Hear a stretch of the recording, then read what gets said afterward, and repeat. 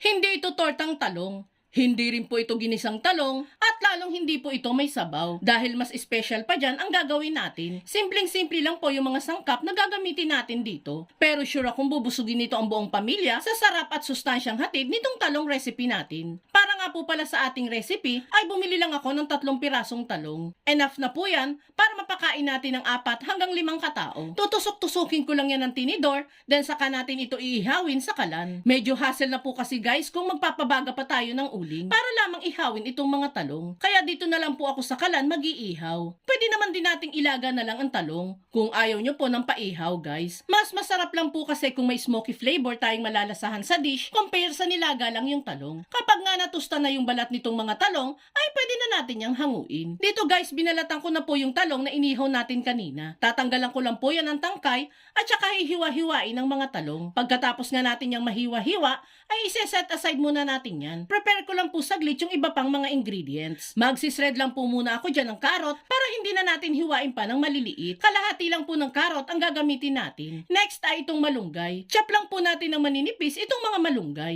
Hinugasan ko na po pala yan bago natin i-chop. After nga po nito ay pwede na tayong mag-proceed sa pagluluto. Dito nga po sa ating kawali ay maglalagay lang ako ng konti lang na mantika. Painitin lang po natin yan saglit at saka natin lulutuin dito yung pork giniling. Konting giniling lang po ito guys. 50 pesos lang po ang bili natin dyan. Mas magiging malasa po kasi itong recipe natin kung maglalagay po tayo kahit konting karne lang. Lulutuin lang natin ng ilang minuto at saka natin dyan igigisa itong sibuyas at bawang. Igilid lang muna natin sa kawali ang pork giniling at saka lutuin ng mga aromatics. Palalabasin lang natin ang bango niyan at saka isasabay na din sa paggisa ang pork giniling. Gisa-gisa lang natin yan ng konti at saka isabay sa paggigisa yung mga gulay na prepare natin kanina. At kung nakaabot ka sa part ng video natin ito, it means na interesado ka sa talong recipe na sinishare natin ngayon. At kung sakali pong magugustuhan mo ito, pwede po bang pakipusuan mo naman ang video natin at mag-iwan ka na din po ng comment na this is the best talong recipe. Maraming salamat po. Once nga po na magisa na natin ang mga gulay dito,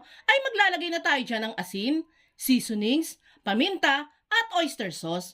Adjust nyo na lamang po ang mga pampalasa, depende sa lasa na gusto ninyo. Gisa-gisa pa natin yan ng saglit at pwede na natin yang hanguin. Transfer lang natin yan sa isang lagayan at palalamigin lang muna natin itong talong mixture hanggang sa wala ng init na maramdaman dito. And once nga po na napalamig na natin yan, ay pwede na natin yan lagyan ng 1 pirasong itlog. Haluin lang hanggang sa humalo ng maigi yung itlog na inilagay natin. Then after natin yung mahalo, ay isasalin ko na po yan dito sa piping bag na nilagyan ko ng baso para mas mapadali natin maisalin. Salin lang yan natin lahat dito at proceed na din tayo sa next step. Dito po ay meron tayong lumpia wrapper na gagamitin. Medyo malaki lang po yung lumpia wrapper na nabili natin, kaya hinati ko na po sa gitna bago natin gamitin. Lagay lang tayo ng mixture dito sa ating lumpia wrapper at saka irolyo at irap itong mga mixture.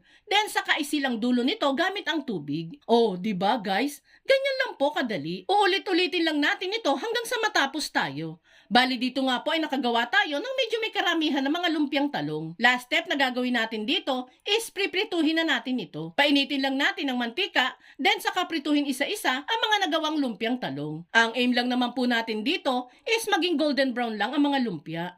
And once nga na maging golden brown na lahat ng yan, ay pwede na natin yang hanguin. And there you have it guys. Ready to serve na itong super sarap at super sustansya na lumpiang talong recipe natin. Sure akong mapapakain mo na ng gulay ang mga anak mo kapag ito ang inihain mo sa kanila. Kaya itag mo na din ang buong pamilya at barkada at subukan nyo na din gumawa nito.